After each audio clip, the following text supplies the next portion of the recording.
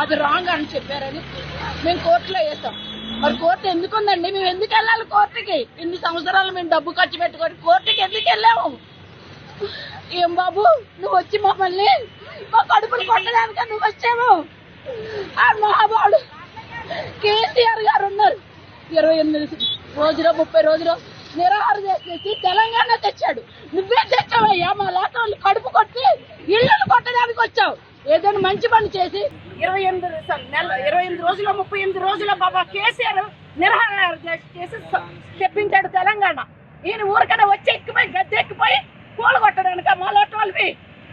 నిజంగా మేము అన్యాయంగా కట్టలేదే. డబ్బులు ఇచ్చి కొనుక్కొని కట్టుకున్నది. లంచాలు తీసుకోలే, మేము కట్టుకున్నాం డబ్బులు ఇచ్చి. అందుకేనా ఈయన ఎన్నుకున్నాము. అదే అందుకే కదా కేసు వేసాము.